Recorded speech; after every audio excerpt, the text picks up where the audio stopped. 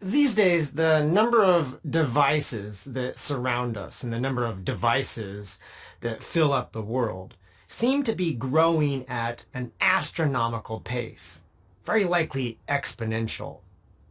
Just in taking a look around my office and my home, I found a few examples of this. We've got speakers. Speakers that have to connect to the internet now. Well, I guess don't have to, but they're really awesome when they do connect to the internet and can pull down some music from a variety of services. Can make life quite enjoyable. We've got things like smart lights from a variety of vendors. And then we've got the traditional cell phone and some of the accessories that go with said cell phones. And we even have tablets. And more specifically, we have computers, which we've had for quite a while now. And all of these devices require us to have some sort of means to set them up to our liking, to configure them. And in the case of some, like a tablet or a computer, we need a means of installing software and setting up utilities. And if we don't have a means of doing that effectively, we can end up spending quite a bit of time trying to set up and configure devices, time that may better be spent just enjoying the use of those devices. And of course, some devices, as I pointed out, like a cell phone and a tablet, quite a few of these are written with operating systems that help us synchronize our settings across devices. So I might install an app on my cell phone and then it automatically appears on my tablet. But quite often we don't have a simple way to configure the various devices that we use. And a great example of that would be a laptop or a server. Many of the traditional forms of technology that were written with operating systems and software that really weren't designed with convenience in mind when it comes to setting those up. They're almost designed from a perspective of, hopefully you can set this up once and never have to reset it up, never have to reformat it and reapply all the settings. And thankfully we have tools like Ansible that can take away quite a bit of the pain when it comes to configuring devices that weren't really designed with ease of use in mind. And that's what we're going to take a look at in this course. Now, I mentioned some devices here that I won't be configuring with Ansible. Though if you branch out on the internet, you'll find examples of configuring a whole slew of different devices. Notably, even my smart lights that I use at home, these can be configured with a tool like Ansible. But I'm going to focus on a more traditional device that we need to configure in a professional environment. And that device is a server or maybe a workstation. So we're talking more about computers. But keep in mind that everything we discuss here could be used to simplify the configuration of just about anything.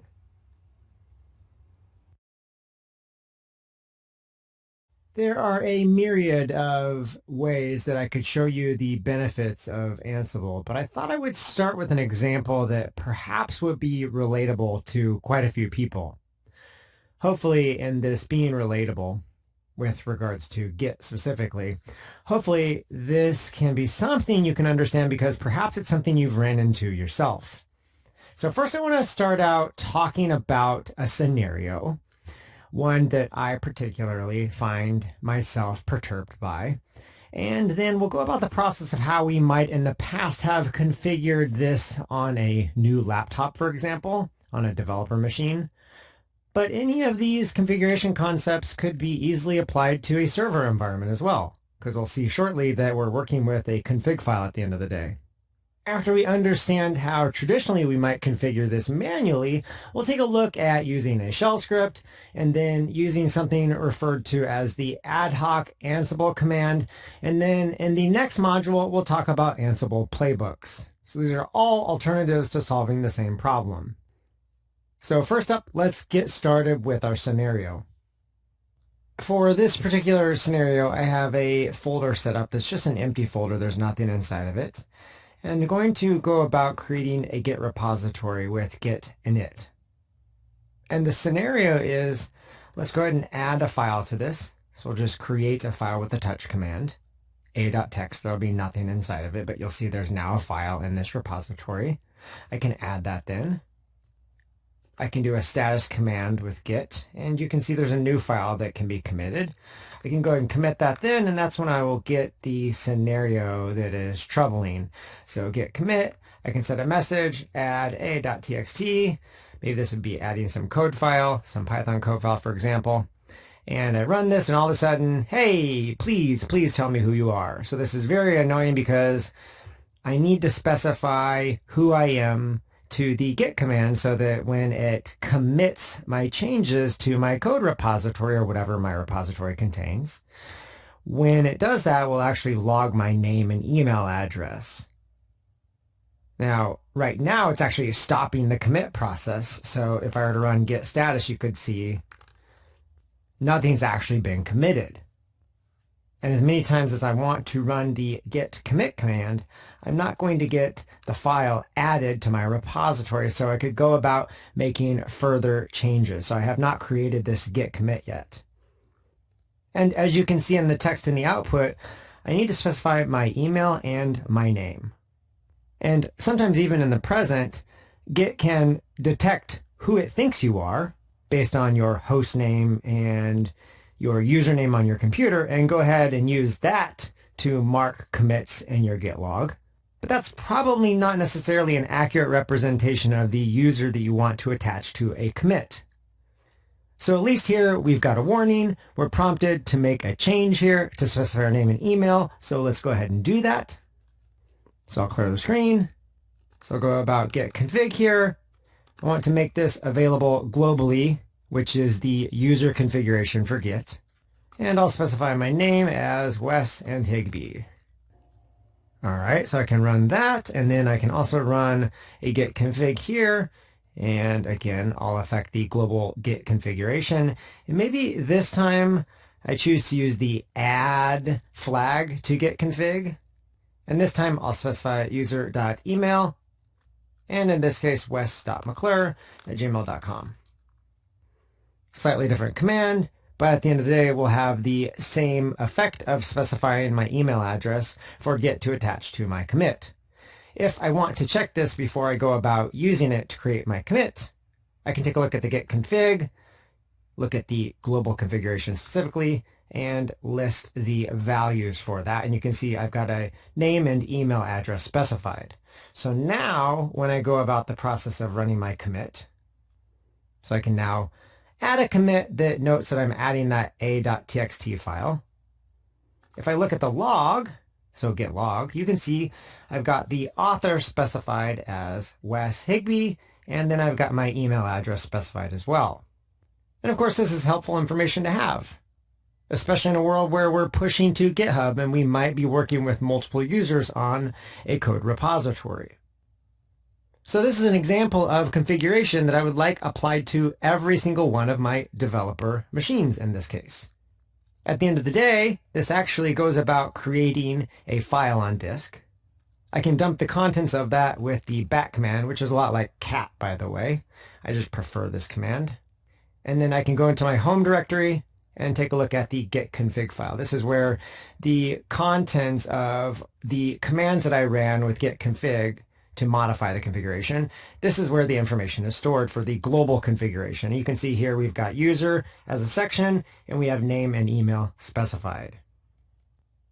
Now, you can imagine this scenario could apply to just about any piece of software. There are tons and tons of pieces of software that we use these days, all of which need configuration to tune and tweak to our liking. In the case of Git, this is just the beginning of some of the settings that I like to configure. And it would be nice if we had some way to do this not manually, as we've seen here, but automatically. I could easily make a typo, for example, or I could just forget to do this, and maybe Git was smart enough to make a guess about things. And then I've got old commits sitting out there with the wrong, well, not the wrong, but not the username and email address that I would prefer.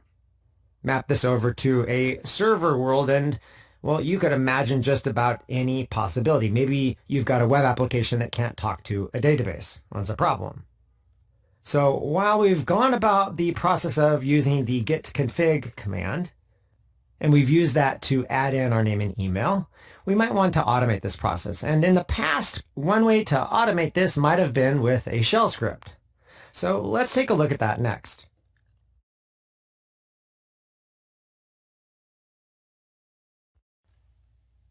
A moment ago, I ran a few commands with gitconfig, one of which I chose to use the add flag to set the user email and then the specific value for that email, wes.mcclure@gmail.com. The first time I ran gitconfig, I didn't use the add flag. And you'll notice they both work to set both the name and the email. But I picked the add flag because this can demonstrate a little bit of a problem that can come up with running manual commands. Now, we'll get to that later, but you might have been curious why I added that add flag in one case. Well, that's why. And of course, one might be forgiven for using the add flag if they simply pulled up the man page for gitconfig, right? We are not all experts in every single command on earth. If we pull up the man page, well, add is one of the very first synopsis or lines or examples available to us. And so it seems likely that we would use this to add a configuration value. Okay, so we have those gitconfig commands, and in the past, probably a shell script would be a great way to automate things. So let's go ahead and let's create ourselves a shell script. And in this case, let's make my gitconfig.sh. We'll make a file for that. So we'll touch that file, and then we'll open this up to edit. So inside of here, we can just paste in the commands that we were using. So one of those is to specify the email. And then I paste that again. I can make some modifications here to specify my name. I can save that now. Hop back over to the command line. I'll need to make this script executable. And now I can run this script here to repeat the series of commands to set the username and email. Of course, before I do that, so I hit Control-C here to abort that command. Before I do that, I want to show you that we have right now the global configuration set with those two values. And to show that those are set, I'm going to run the gitconfig command, and this time I'm going to pass the list flag along with the global flag just to dump out whatever configuration we have globally. In the interest of speeding up testing, I want to get rid of this previous configuration of name and email. The best way to do that is to remove the file that these are stored inside of, and that's where the .gitconfig file comes into play. So let's look at that next. So there you go. The contents of .gitconfig in our home directory contain the two values that we would like to be setting. Let's go ahead and blow away that file. Let's just double check that we removed the file by trying to print it out again. So you can see that file doesn't exist. If I try to list the global configuration, I'll get a missing file. So at this point, we can be pretty certain that we wiped away the existing configuration and have a clean environment to work with. So now we can test our script. So we'll hop back to the command line and run our my-gitconfig script here. And now if I pull up the global configuration, you can see we have those values set. So it looks like our script is working, but let's go ahead and run a commit to make sure. If I were to add a b.txt, add that to Git, and then go ahead and commit that. Well, maybe I'll pull up a status here to show you the new file. Alrighty, there's our new b.txt file. So we'll go ahead and commit that to Git with the message added b.txt. Okay, so we've added the b.txt file. If we take a look at the log for Git, you can see both times we've got the correct name and email address under the author of the commit. So that's great. And to be clear, on the bottom, we have the a.txt file that we added. And that time we had set the configuration manually. And then on the top, we have a commit here with b.txt, which is the configuration that was set with our script. So now we have a script that we can use to automate the process, and I'll print that out with bat, which is a nice tool to give me some syntax highlighting. I'll print out my shell script. And there you go. We've got two commands that we can repeatably run every time we create a new developer environment, maybe buy a new laptop or get a new desktop. We can run this particular script, maybe a series of these, to start setting up some of the common configuration that we want reusable. By the way, on the subject of the bat command, it is a favorite of mine, and it's also a great example of a use case for a tool like Ansible. The reason I like it is because, unlike cat, it gives this nice colorful output here to reading various different types of files, like a gitconfig file. Or in this case, we have a shell script. And the reason this is another great example of a use case for Ansible is because, well, this bat command, if I like it, I probably don't just want it on my laptop, like I have here. I might also want it on my desktop computer, my iMac. I might also want it on a work laptop. Maybe I have a backup laptop that I use. I might also want it on the remote servers that I work with, that I administer, and maybe even I want it on my spouse's laptop or desktop so that when they have trouble, I can quickly look at files on their file system and get a nice colored syntax to them to help me understand what exactly is configured for a given program. And so Ansible is a tool that can help you with not only setting up gitconfig files, as we'll see here in a minute, but also with installing software. So software like bat. And that's why this is a nice aside, just to point out that bat's a tool I use, and it's a tool that I can use Ansible to help me make sure it's installed everywhere I want it. All right, now let's get back to our gitconfig example.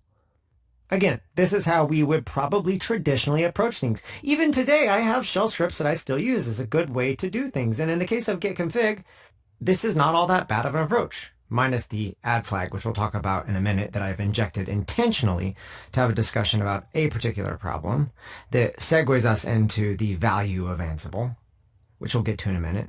But otherwise, if you think about it, using a quick script like this is a pretty convenient way to do things, as long as the script is readable and understandable. And in this case with gitconfig, I think it's actually intelligible.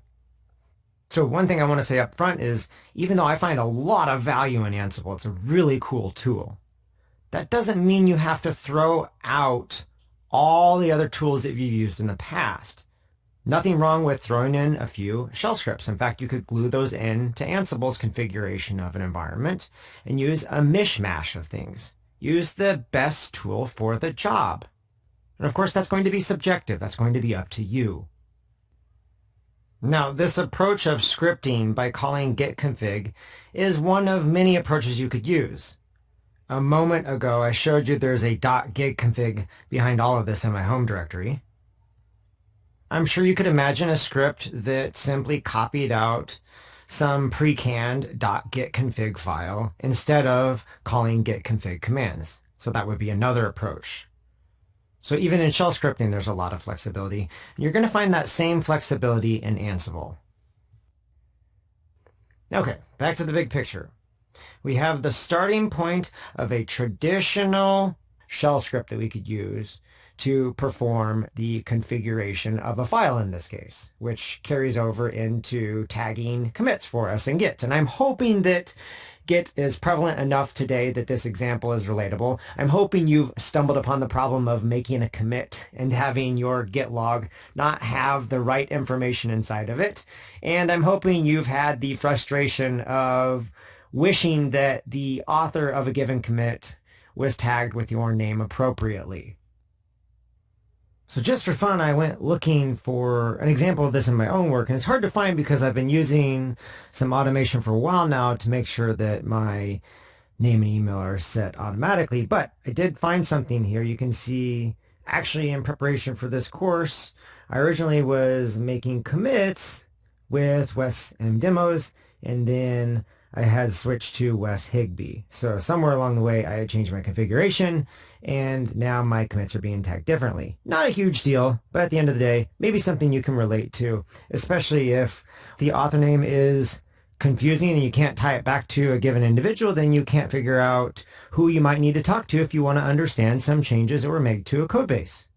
And even if you are not that familiar with Git, I'm sure you can understand configuring via files. So the git config file is just a file that needs to be there with some values inside of it. There are lots of applications that have configuration files that need to be present on a system for the application to behave appropriately. I'm sure you can relate to that if you can't relate to Git directly. So next up, let's talk about one of the problems with using shell scripts when it comes to configuring systems.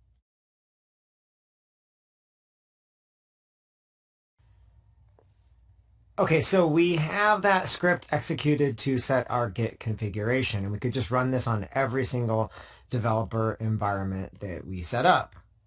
And there's nothing wrong with that approach, but I slipped in a little bit of nuance that might throw a wrench into our plans here. Actually, there are quite a few of them, but the most important of them is that I used the add flag to git config, which will do something interesting if I call my script more than once. So if I were to execute my git config script more than one time, which I'll do right now, something interesting is going to happen. Do you want to take a guess what's going to happen? Well, let's run this and find out. All right, so that's executed. So what happens if I dump the git config file again? We get duplicated information for our name and email address. Now, who knows what that's going to do? Short of being an expert at Git configuration, the sky's the limit for the possibilities of the problems this may or may not cause. In this particular case, if I were to create a C text file and add it, take a look at the status here.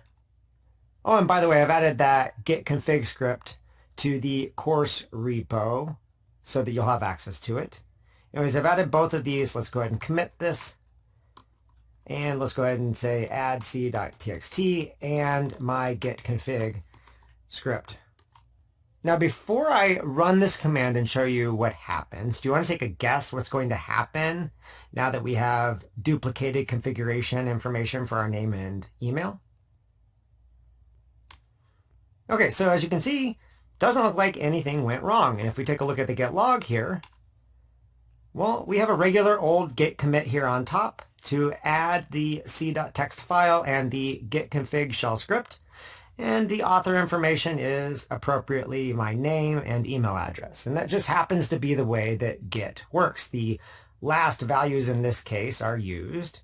So we could specify the same configuration multiple times, and short of confusing ourselves possibly if we look at that config file, nothing necessarily bad will happen.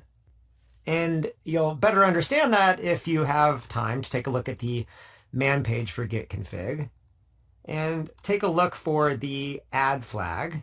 You'll see that the add flag is actually designed to add an option more than one time when you can have multiple values for an option, which is not exactly what we want in our case. But again, one would be forgiven to assume that add is the appropriate flag to use. So in this case, as many times as we run our script and then dump out our git configuration again, you can see we'll continue to duplicate our information. Every time we run it, we're going to add the same information over and over again, and that could be confusing at a minimum. In this case, it might actually cause problems in other cases. Imagine if we changed the name that we wanted to use. So imagine that I want to specify my full name instead of just my first name as Wes, so Wesley instead. So I make that change. Come over to the command line, execute my script here again. Now, what do you think will happen in the git config file? Well, you can see I now have my full name specified. But what's going to happen if I commit something? Well, let's go ahead and find out. Let's touch a d.txt, and let's go ahead and commit that. Now, what do you think is going to show up in the log here? So in this case, it shows my full name. But if you just looked at the git config file, you may not know that. And if you don't know how git config works, you might be confused at a minimum. What we really like to know is that if this value is set, we don't set it again to duplicate it in the config file. So if the value is set in our git config file, we want to know that we have not duplicated the name, for example. And if it is set, we might want to change the value of it to whatever the latest value is at. Those are a few of the problems we might run into with shell scripting. And of course, we could modify our shell script. We could just drop off the add flag and be okay. That just happens to be a function of git config. If that wasn't the case and we needed to use this add flag and we'd normally duplicate things, well, we might have to write some sort of conditional. And if you've ever worked with shell scripts, you can know that those conditionals tend to be pretty nasty. Now, instead of asking you to visualize what this might look like with a shell script when you try to add conditionals for a given case and then trigger different code paths, I thought I would just show you a sample of a function called append line that is, I assume, a genericized version of a function that will either append a line or maybe modify an existing line. And so this I found inside of the code base for FCF, which is another tool I like BAT. So it's another tool I like to install in many different places, but that's an aside. Anyways, it has this install shell script and this append line function. From my cursory review, I didn't do a terse review to make sure this is the case. From my cursory review, it looks like there is a check done to make sure that a file exists. And if so, then it begins to make changes to said file. Looks like there's some code here for the case when the line already exists, and some code here for when the line is added versus skipped, I guess. I don't know all of what this does. My point is, look at this. Look how convoluted this is. I have always believed that shell scripting is one of the worst programming languages when it comes to readability. And if this isn't a slam dunk example of that, then I don't know what is. Now, I'm not doing anything to impugn FCF. I love it as a tool. And it uses a shell script for interoperability purposes. Shell scripts are great, actually. They're not exactly the most fun to write and definitely not the most fun to test. And if you just look through here for the use of this function, you'll see it used in several different spots. And it's a genericized function, I believe, to do almost like what we're talking about, where we only add to our git config if the configuration is already there versus not. And of course, we have the git config command line tool to do that for us. If we didn't, we might have to write something like this. Or if the git config command line tool were not capable of checking and making the changes, we might have to write a shell script that's kind of half and half that calls git config, but that checks some things first. So this is what we want to avoid. Instead of getting into the thick of it, we'd like to say higher level and describe what we want on our system, what git configuration we would like to see present, not worry about how that happens. And that separation actually starts to tease out a difference in approaches, whereas a shell script is very imperative in describing how things are done, as well as getting the what done at the end of the day. Well, a tool like Ansible is more declarative in that it describes what the desired state is. We'll talk more about that throughout this course. And then it takes care of making sure that the given state of a given machine, a managed node, matches our desired state. So we don't have to write ugly shell scripts like this for every possible tool that we might want to install or configuration that we might want to set up. Or, as you're going to see, Ansible has hundreds and thousands of modules that can configure different aspects of different systems. And so we don't want to have to write this low-level code for all of these. So we're going to look at how we can exploit Ansible's modules to sweep most of this under the rug and describe what we want done in a declarative fashion and let Ansible take care of the heavy lifting. So hopefully you could imagine things could get complicated rather quickly. Now that's where the power of Ansible can come in. So what I want to do now is take a look at what some of this configuration scenario for Git will look like if we were to use Ansible instead of just ordinary manual commands that we run on a machine. or maybe a shell script that we run on all of our machines. So let's take a look at how we can use Ansible to configure this.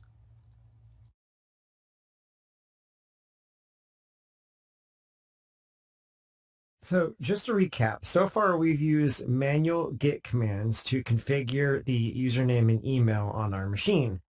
We've also looked at creating a reusable script to call gitconfig for us. Now, before we move on to this thing called Ansible and specifically ad hoc mode, I want to drill in on our scenario and specifically cover what's going on so that we can understand the value proposition of why a tool like Ansible can be helpful. So if we drill into our scenario, we've been following a process of reconciliation, which is a common term you'll hear in the space of configuration. We have this environment where we're missing our Git configuration. And specifically in our case, we're missing a file that holds that Git configuration. That file is absent in our environment. We're trying to get to a point where we have an environment with that configuration present. Now, there are many ways to reconcile this difference, to add our configuration. We could simply just add the git config file that we talked about and be done with it. We could also just run those commands we've been executing that under the hood have been amending the git configuration file. At the end of the day, we can get to the same endpoint with different means. Term-wise, I find it helpful to think of this future state versus the state now. Another way to refer to this is that where we're at right now, we call the current state. And where we want to get to is called the future state or the desired state. So reconciliation is simply the difference between the current and desired states and what's necessary then, the means to get from A to B. Now the reason I'm drilling in is that I don't really think that one scenario does justice to why we need yet another option for how we can go from A to B. What exactly is wrong with just adding or amending a file? Why do we need a third choice with Ansible Ad-hoc? Well, the reality is that our current state could be one of many states. For example, we might have a different environment, maybe a different developer workstation that we've configured at a different point in time, and maybe it differs from the state that we would like. So it has the git config file, but that git config file's contents are not exactly what we would like them to be. Maybe a machine that we were working on used to be our personal machine, so we used our personal Twitter handle instead of perhaps our professional full name for the user.name that gets logged on to git commits. So we'd want to change that. And so reconciling the difference in the git config file, in this case, we might find that we need to make some sort of replacement to the git configuration file. We might need to just throw away the file that we have and copy in some known good configuration. Another possibility, we may want to just change part of the file. Because maybe there are some specific configuration aspects of Git that we don't want to change in this particular environment. We just want to focus on the desired state of our user.name and user.email. So that's another possibility for the current state. And I'm sure you can imagine many possibilities, but a third might be an environment where we actually have the configuration set properly. In fact, we kind of got to this point in our demonstration, after which we ran the gitconfig add command again and started doubling up our information. At the end of the day, we really don't want to do anything. There's nothing to do to reconcile the current versus desired state because the current is the desired state. Now, this looks much more like reality. When we're going about the process of configuring an environment, chances are we are not always starting from the same point. And so we have to consider and inspect where we are at now before we can know what to do to get to where we want to go. I like to highlight this difference as the difference between focusing on how versus what. What is our desired state and how do we get there? They're both necessary pieces of the puzzle. However, they are different ways to approach describing the end solution. As we saw, running the gitconfig add command repeatedly does not lead to the same desired state at the end of the day. So we have to be careful if we are focusing on how we do things. We have to be careful that we're going to get to the desired state that we want. And if we want to be technical, by the way, the current state is also what, if you will. It's in the what domain of describing where we're at. This middle red part, the how, often entails various commands that we execute on a system. The what is actually the specialty of Ansible. So Ansible will focus on describing the desired state that you'd like to get to and helping you get to that point without really needing to know how to go about doing that. Now just think about how powerful that is. With Ansible, you could just describe your desired state, and it might run through one of 5 or 6 different scenarios that I've listed here for the initial or current states that we might be at. So it also has to inspect the current states and figure out how to get to the desired state. And Ansible is going to take care of all of that. I hope that shows you some of the power that Ansible will bring to the table. You might also be familiar with this dichotomy as the procedural world versus a declarative world. A moment ago, I noted Ansible will help you describe or declare your desired state, whereas procedural is how you get there, the commands that you execute. I think one really extra helpful way to think about this is that if you focus on the procedural world, you're focusing only on automating part of the picture. So that script that we created, it doesn't really care about the desired configuration. So we're really only automating part of the process because we have to inspect our current configuration and know if our script is even apropos.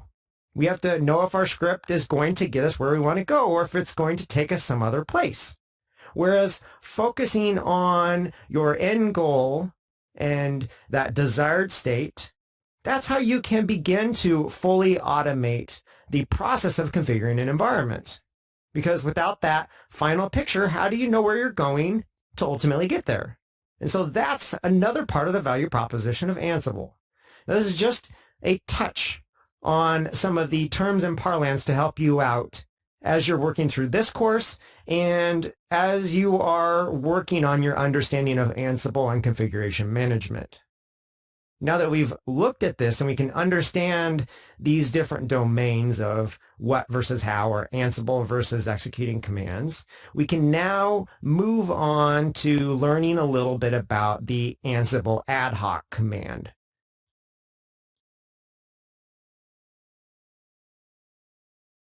All right, so now we can see how a third approach can help us reconcile our environment.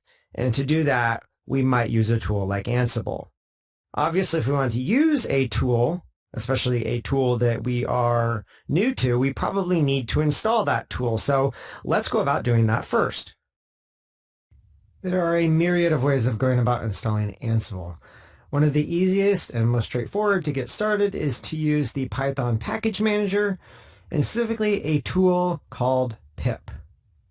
I'm sitting on my Mac here, and it just so happens that my pip tool is up to date as of the time of recording.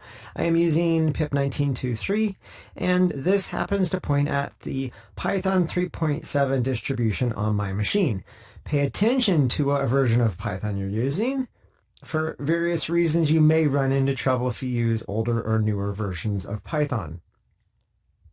Ansible, for sure, at least the latest version at the time of recording, which is in the 2.8 series, that will at least work with Python 3.5 and above. And it also works with Python 2.7, but that's being sunsetted, so I want to probably avoid that in a lot of the demonstrations that I do, just to avoid any troubles that will come when the sunsetting happens of the v2 line of Python.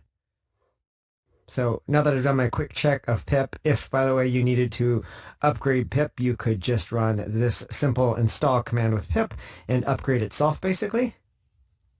That'll bring down any new versions. Once you've done that, then you can go about pip install, and you simply need to type in Ansible. That's it. This will kick off a process to install the dependencies of Ansible and Ansible itself. And most likely they'll now be available in the path. You can run Ansible and take a look at the version that was installed, and you can see that up above in the output of the pip install.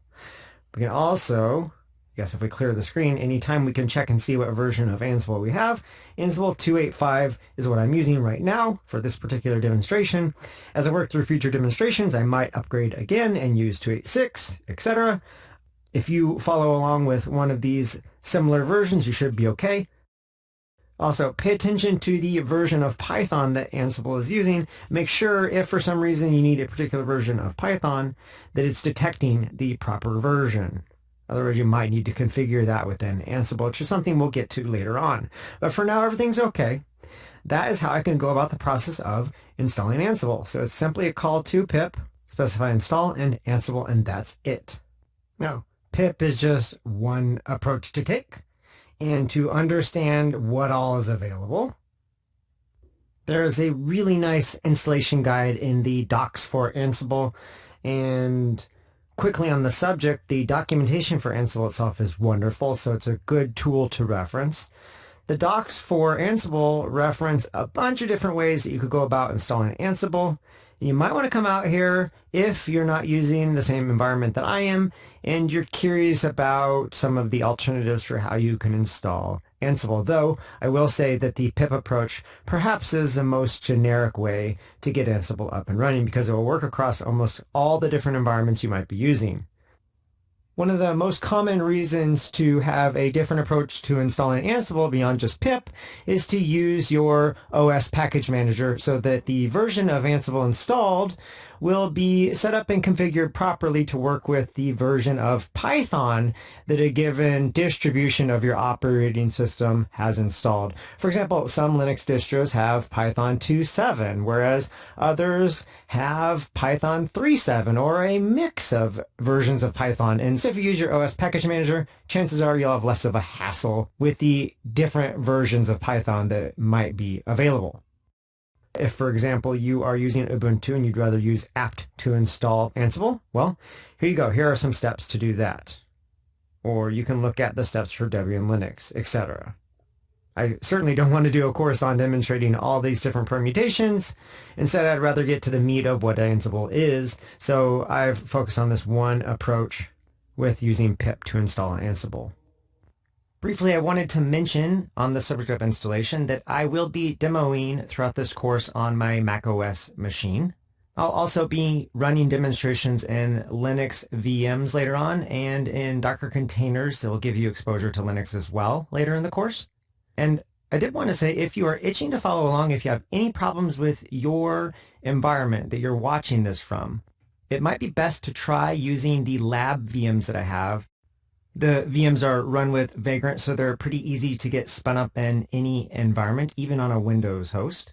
Or an alternative would be to use Docker containers if you're more familiar with that. And I have examples of that later in the course as well as in the course repo, so you could look there as well.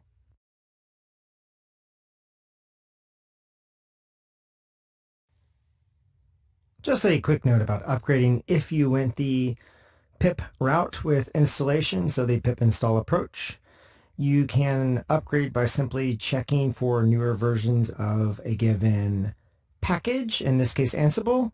So right now I'm running the Ansible version 2.8.5, and if I were to simply run the command pip list, and then if I add the outdated flag, I can take a look at the versions of packages that are out of date, and you can see right at the top that Ansible has a newer version that has been released, 2.8.6. So I can install that. If you're at all wondering, how is it possible that I just installed Ansible and now I have a newer version available? Why did I not just install 2.8.6? Well, it's because I went and recorded this video in the future and then put it back in the course at the point in time right after I showed you the pip install video. So I wanted to show you how to update as well. So I waited a little bit of time and recorded when a newer version was released. Now, while we're on the subject of updating, If you add the pre-flag, you can take a look at any pre-releases. For example, 2.9.0 is available for Ansible, the RC4 of that. That is not considered a stable release yet though, so you have to make a decision which version you would like to upgrade to. I could drone on and on about how to make this decision for you, but I'm not going to, because truly it is up to you and your environment and how you are planning to use Ansible. I am not going to sit here and say that you cannot use an RC candidate in a production environment. That's truly up to you. You can decide between stable and pre-releases as best suits your needs.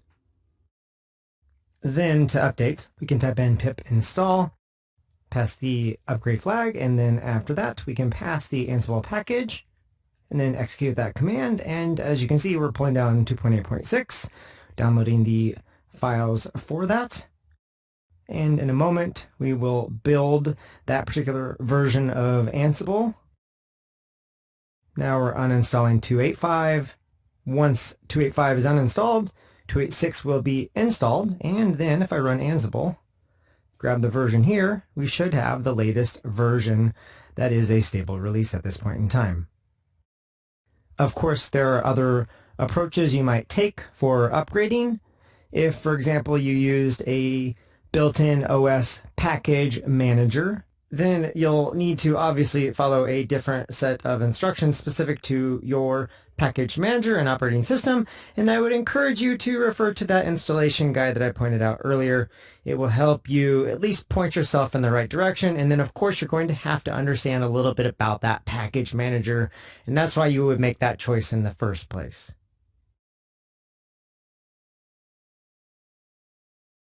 Beyond just bumping up a package version and getting the latest bits onto a given environment, one of your control nodes, you'll also need to understand some of the differences in a newer release of Ansible.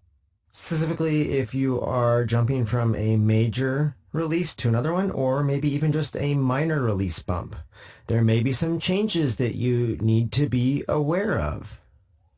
In this case, I really encourage you to check out the porting guides for Ansible, a great set of references in the documentation. Actually, also a great way to learn a little bit about the history of the various versions of Ansible and how we got to where we are today, is to go back and read some of the different releases that happened and some of the different major changes. And you can scroll through and look for the version that you're upgrading to. This will probably only be something applicable when you are jumping up to a major, minor version bump, but it's something to pay attention. There's a nice set of documentation. For example, for Ansible 2.8, there's a nice porting guide, and you can read through this, and basically this is like a changelog, except it's from the perspective of what you have to do if you're running a previous version of Ansible. In fact, in some cases, you can find side-by-side comparisons of what things were like in 2.7 and then what things are like in 2.8. So make sure you take advantage of this wonderful documentation if you would like to jump up to a newer version of Ansible.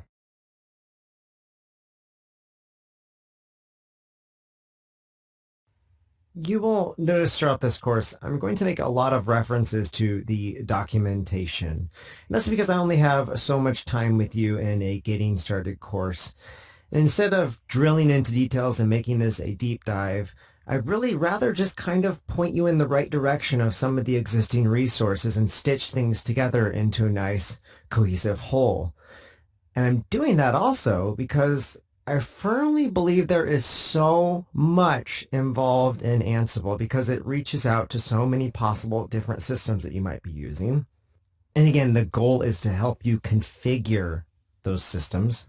So many different systems like maybe Docker or Kubernetes, or maybe even just macOS or Windows settings, to name a few, or even network switches you can configure. There's just so many things you can configure with Ansible. There's no way you're going to learn all this stuff up front. So I really want to come at this from an approach of you need to be able to walk away from this course learning how to learn what you need to know when you need to know it. Not walking away from this course as being some sort of expert or even some sort of beginner with Ansible, so much as you know where to look to find the information that you're going to need as you progress through your journey of understanding how to use Ansible for the tasks that you have to automate in your own environment.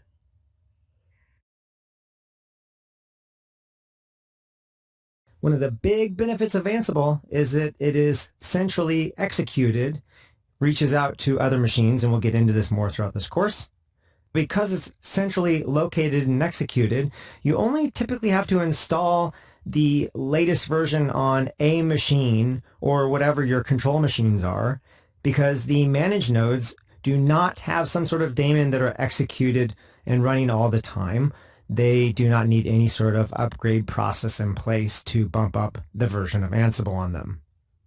In a nutshell, the reason for this is that Ansible reaches out to the various managed nodes, executes commands, usually does this over a protocol like SSH, just like you would do manually, and then gets some response back. And so therefore, only a central node needs to run Ansible. The rest of the machines, the managed nodes, are rather dumb to the fact that Ansible is even involved. For all they know, it could just be you SSHing into them, or some other tool doing it. Or maybe not SSH, but something similar.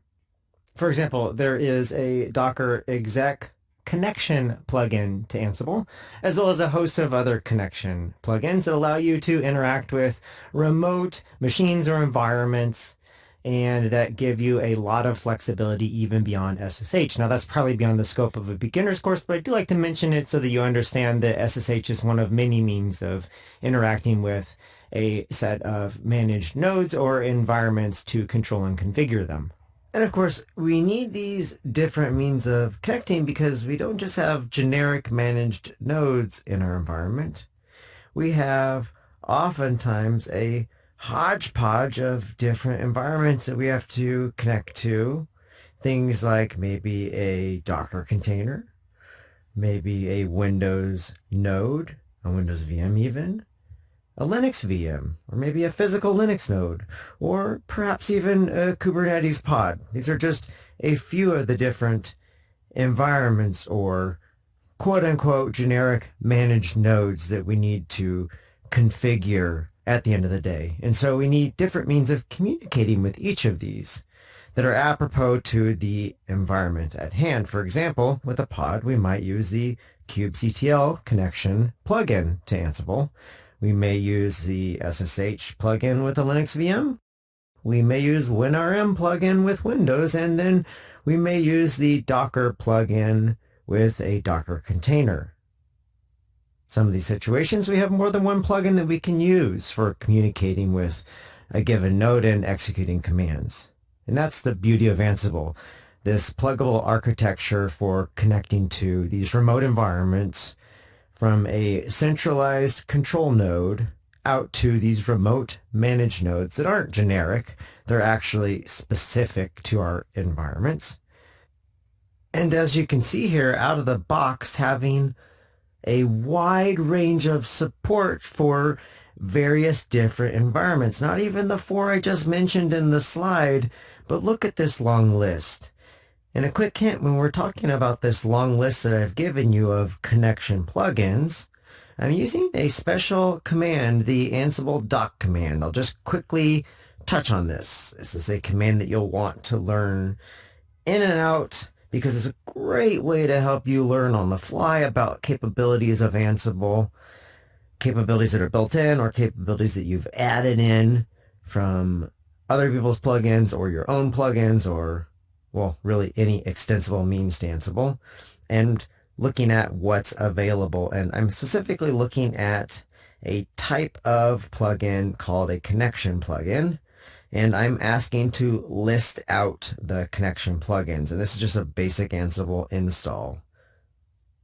Maybe to be a little bit more helpful here, I could expand out and show you the full name of these parameters. So instead of just -t and -l, we can have --type, specifying the plugin type, and then --list to list those out. And there you go. There's your list of the various different means of communicating. Is that not impressive? I mean, look through this list and see if you can find something else that maybe you've worked with for communicating with a remote environment.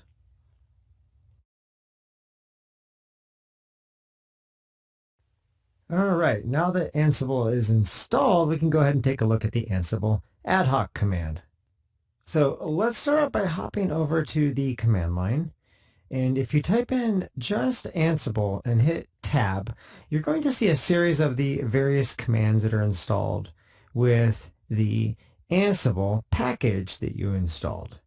And the very first of those that doesn't have any sort of suffix on it, no dash and then any sort of ending to it, is just what's referred to as the Ansible Ad-hoc command.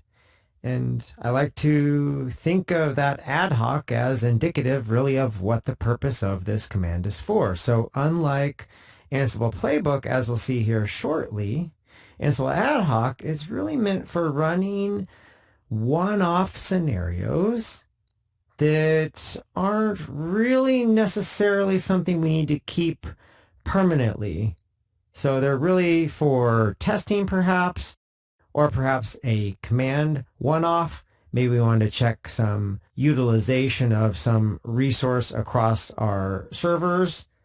Maybe we want to check some configuration across our servers. Maybe we want to apply some configuration across our servers. And we just want to do this really quickly on an ad hoc basis. We don't want to keep any sort of record of that or any sort of script or way to reproduce that. And so that's not really exactly what we set out to do when we're talking about an automated script, but it is a stepping stone to understand how Ansible Ad hoc works, because once you understand how to run a one-off Ansible module, you'll then really quickly understand how to put together multiple modules into a playbook and keep them permanently inside of that playbook. So let's start out with this Ansible command and forget the rest of these. Now, one of the very first things I think is helpful to do is just take a look at the help for this ad hoc Ansible command. Right at the end, you'll see a quick explanation of this command. This will apply with some of the other Ansible commands as well. So if you're curious and you want to explore a little bit on your own, you could take a look at some of the help for the other commands that showed up and take a look at what these commands are meant for. Maybe even compare and contrast them versus the ad hoc command that I've been talking about. So for example, with the ad hoc command up above, where we literally have a reference to ad hoc, that stands in contrast to the Ansible Playbook command where we are talking about running Ansible playbooks. Now, this help might seem a little bit daunting. Don't worry, a lot of this has to do with how you connect to various different machines to manage them, and some of the configuration aspects of Ansible that you might want to tweak for some more advanced scenarios. You don't need to know many of these, let alone all of these, just to get up and running quickly. So let's go ahead and sweep all of this away. Let's clear out our screen. Let's come back to just this Ansible ad hoc command. And I'm going to throw a question your way now. Knowing that we have this ad hoc command that can run something one-off, one of something one time, what might we use this ad hoc command for in the context of our previous example of configuring the git command? So we could look at a series of approaches where we could use this Ansible ad hoc command to configure our git user name and email to apply to commits so that we have the proper author commit on each of our commits when we're looking at our log of various changes in a code base. And it just so happens that there are quite a few ways that we can use the Ansible ad hoc command, because there are quite a few what are referred to as modules that we could possibly be using to configure Git. So let's take a look at a few of those. Now, what do I mean by modules? Well, if you take a look at this module index page out on the docs for Ansible, bookmark this right away because you'll be referring to this a lot over time. You're not going to learn all of these modules at once, and if you want proof of that, just click on the All Modules link and just start scrolling through here, and you're going to see more modules than you care to learn about. Many for systems that maybe you'll never even use, ever. So obviously you're not going to remember all of these things, let alone what any one of them does, because if you were to drill into one of these modules, you'd see, let's do that real quick. Let's just drill into this very first one. You'll see a series of parameters, and you'll see documentation about notes, examples, return values.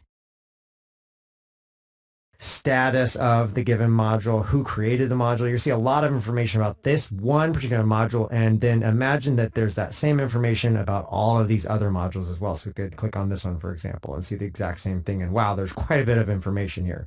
No way we're going to remember all of this. So what you want to do is bookmark this module index page, because you can come back to this from time to time as you want to learn how to use new modules and maybe even discover some new modules. And the all modules page is a great way to learn about, well, all of the modules and maybe find something that you didn't know about. And as I'm glancing through this list here, I'm seeing that there's a files module. This is a category of modules. So in addition to this master list of all modules we've looked at a few times, we also have these subsets of modules that are grouped together by relationship of the modules themselves. So for example, files modules deal with the various modules in Ansible that help you configure files. And what might we do with that? Well, we know that at the end of the day with the git configuration, we're just talking about editing a git config file. So maybe we could use one of these modules that are part of Ansible to make sure that we have our git config file, our .gitconfig file, in place appropriately, and copy from some sort of golden standard that we want for our .gitconfig file across all of our environments. This is a rather coarse and low-level approach to take, but it's definitely a great first step, because I think you can really wrap your mind around what it's like to make sure that a file just exists on a server. That's a common task when it comes to configuring environments. Now, before I give it away, do you want to scan through this list of modules to see if you can find what we might use for the sake of ensuring our git config file is present? For that particular task, we can take a look at the copy module.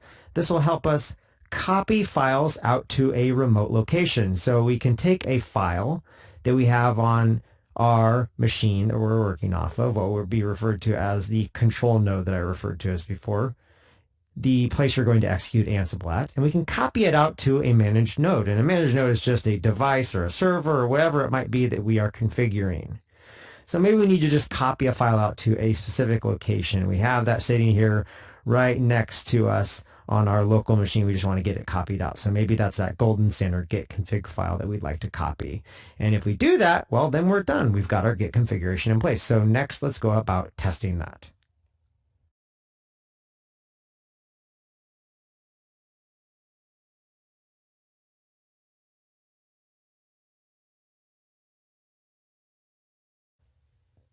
So while I've been talking about the control node and the manage nodes as if we were managing a fleet of servers, I'd rather focus on a simple scenario that you can test easily with. And that scenario is just basically configuring your local computer. So just treating your control node and your manage node, well, treating those as if they were different, but really they're just the same machine for you. So you're going to learn a lot by just configuring your local environment. In fact, I think that's a great way to pick up a lot of the benefits of Ansible, is just to start out by using it as a tool that you can configure your developer workstation with. And so in that spirit, we're going to be talking about more or less that managed node being localhost, the same computer that we're on right now. I wanted to give you that dichotomy, though, of a control node versus a managed node to help you understand the purpose of Ansible is really to configure lots of devices, not just the one you're on right now. But then back into this scenario where we will configure the same node that we're on. And that'll become more intuitive over time. I think you'll really grasp the benefits of configuring your local environment. And to do that, I'm showing here on my local machine that I already have that git config file that we had been working with. And this particular version has the 4 separate entries for name and email in it. I already have that in place, so why don't we go ahead and blow that file away. But before we do that, let's make a copy of it. So we'll copy that git config file. And I'm sitting inside of my course directory. Maybe I'll call this the master.gitconfig file. And it is going to become the git configuration file that I want everywhere. Now, obviously, this master file now has duplicated entries in it, so I want to edit that and par that down. So I'll just open that up inside of Visual Studio Code really quick. And we'll just go ahead and leave the first 2 lines inside of our Git configuration file. Make sure that I save that, and then I'll hop back over to the command line.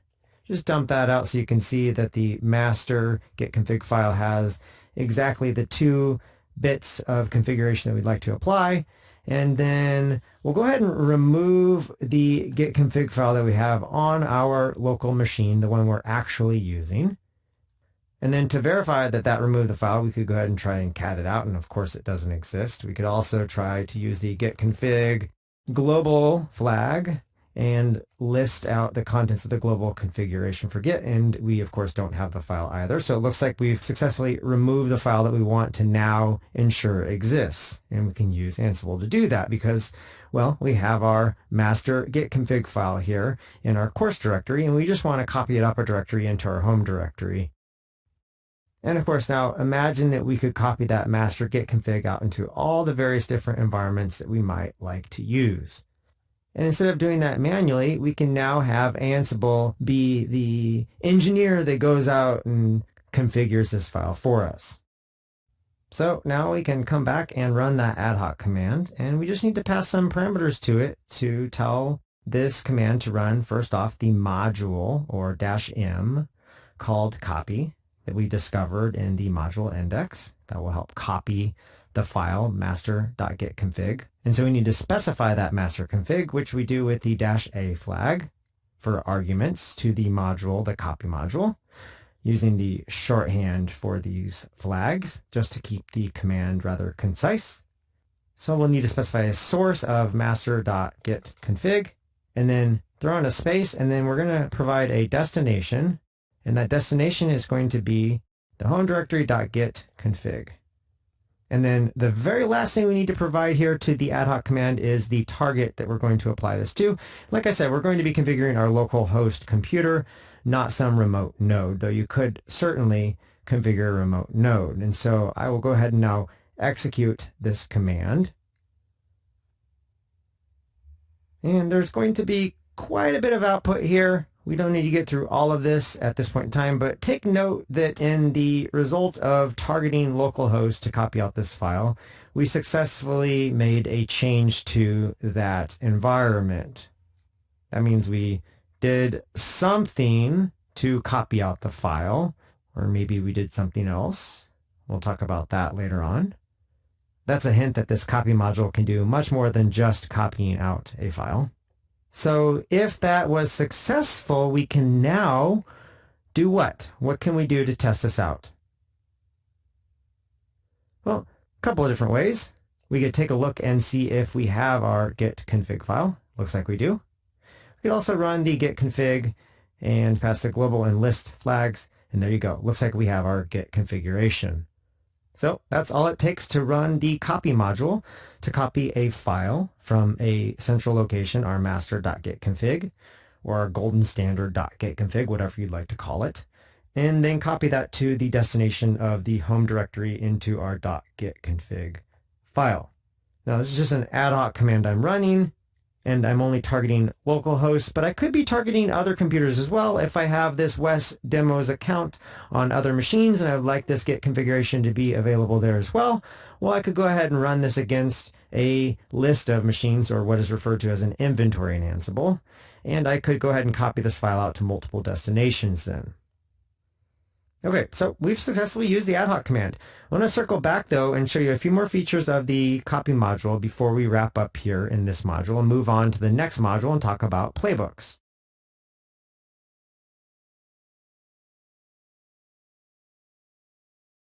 Okay, so I've still got the output up here from running our copy module for the very first time with the Ansible Ad-hoc command. And you can see we made this change here up above to the localhost target or managed node, and that we have changed true. Now, what do you think will happen if I go ahead and just up arrow and run that copy module again to copy the master git config to the destination of the home directory.gitconfig? What do you think is going to happen if I run this command again?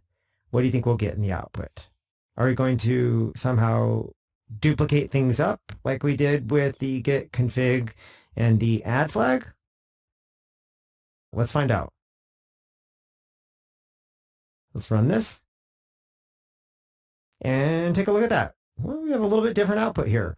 Previously, we had a yellowish output indicating that something was changed. Now we have a green output indicating that our module was successful in targeting localhost, but in this case, you can see change is set to false. So we didn't change anything, and that's because the file was already there.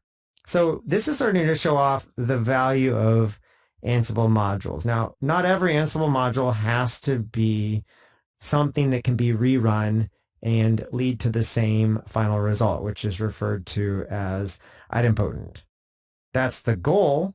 Most modules are idempotent in that they will ensure that the final state is the same no matter what, but not every module has to have that feature or characteristic. So I want you to keep that in mind, but that is the goal. So with that goal in mind, then you can see here now, if we already have the file, we don't do anything. Nothing was changed. Whereas if we didn't have the file up above, something was changed. The file was copied out. And that's pretty impressive. And that's all thanks to this copy module. And this copy module can do much more than just copying a file if it doesn't exist. So we could just remove the gitconfig again. And we could run our Ansible copy command again, and obviously it's going to copy out the file again, and we're going to get yellow this time. If we run the Ansible copy again, we'll get green, and if we run it again, we'll get green again. And if we run it again, we will get green again, because there is nothing that needs to change about that file. It already exists. What do you think will happen if the file that we're copying to exists, but it doesn't have the same contents as our master gitconfig? Join me in the next video for that.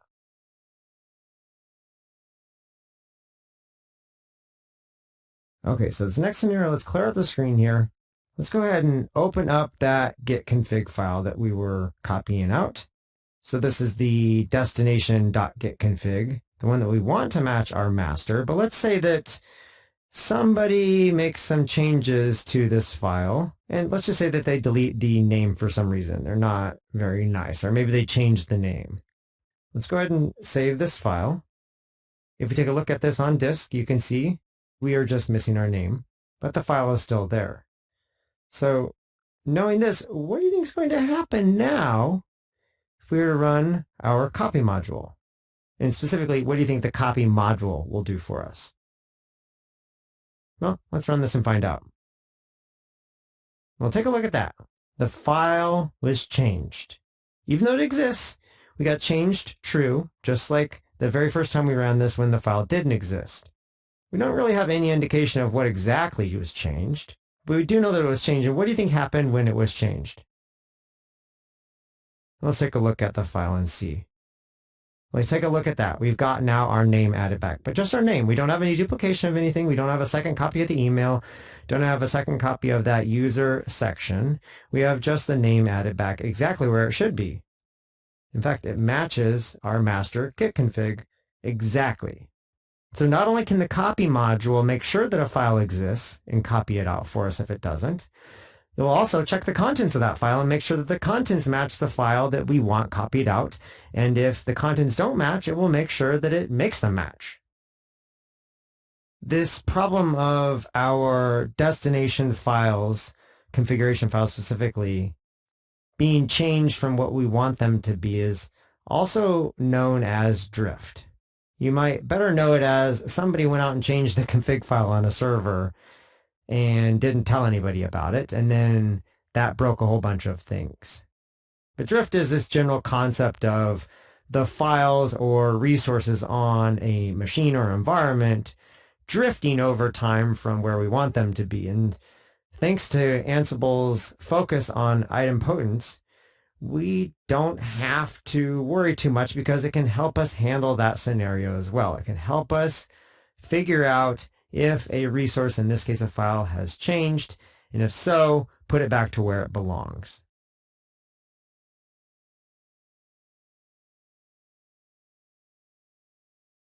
Before we wrap up this module, I want to discuss one more aspect of the ad hoc command.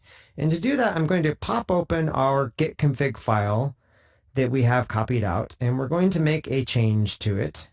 This time, we'll just get rid of my last name entirely and just save that. So we'll leave the first name set there.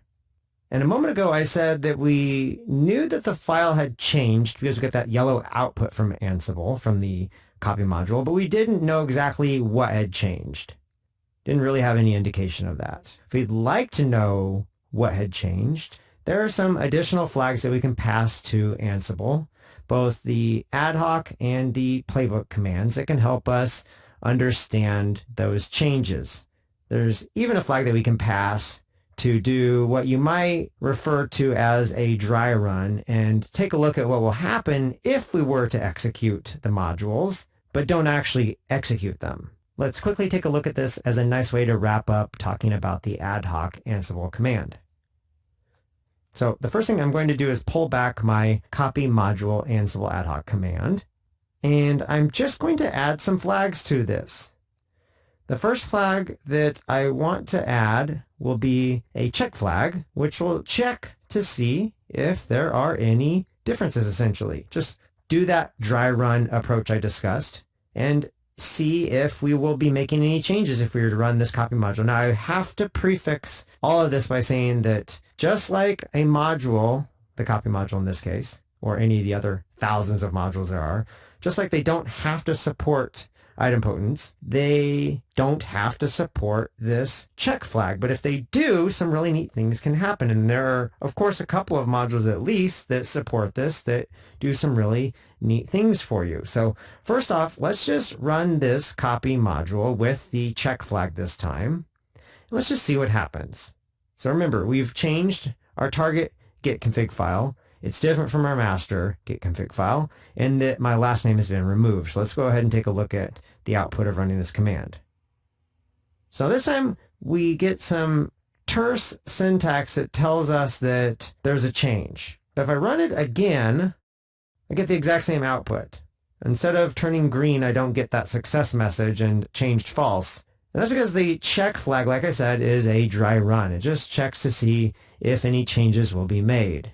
And in this case, the copy module supports it, so it can actually tell you if it would make any changes without making those changes. If I were to take a look at the gitconfig file, the target one, you can see it still has just my first name, whereas my master gitconfig file has my first and last name. So no changes have been made.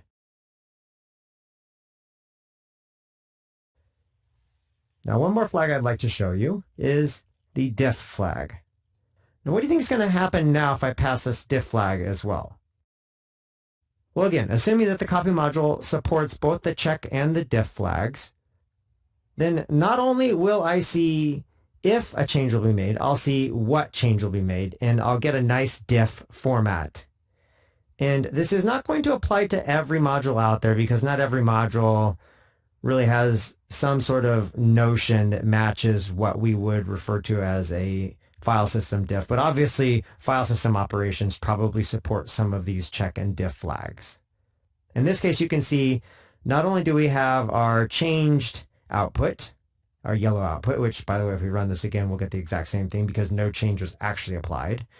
But right above that, you can see we have a diff of the changes that would be made if we were to simply make one change to our ad hoc command. What is that change that we would need to make to go ahead and apply this patch formatted diff and make a change to our file?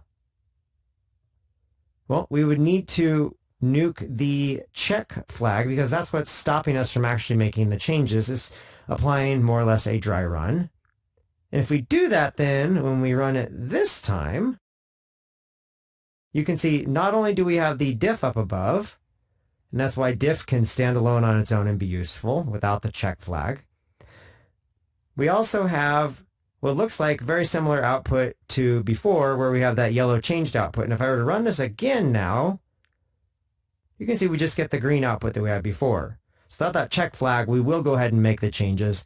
In this case, we will put our file back to the state that we wanted it to be. And if you scroll up here, you can see where we ran the diff flag on the copy module. You can see we actually can determine what was changed. In this case, the name line was changed to include my last name. And specifically, we're talking about these files right here. So our target gitconfig and our source master.gitconfig. So pretty powerful stuff. All this is available in one single copy module. This is one of, like I said, thousands of modules that exist in the world, many of which are core to Ansible, and then many more of which are provided by different community members. And if you start to think of the power of that, just think about how powerful this copy module itself is. And extrapolate that to those other modules that we saw in that huge all modules list. And you can probably start to feel some of the potential benefits of using Ansible in your own work. Now, we've only covered a subset of the options to the copy module here. You can see there are lots of different arguments that we could pass to specify and configure different aspects of what exactly we are copying. For example, we could set the owner of the file that we're copying out. If you're curious about what all is possible with this module, definitely take a look at the docs for this, and specifically focus on the examples section. Usually the examples contain different scenarios that are probably going to be apropos to something that you do because they're pretty wide-ranging examples. And maybe play around with a few of these examples to take a look at more of what this copy module could do for you. And with that, I want to wrap up this module and move on to talking about playbooks, because really understanding Ansible Ad-hoc is the same thing as understanding Ansible Playbook. It's just understanding a different way to interact with Ansible. And I'll leave you with that and meet you in the next module.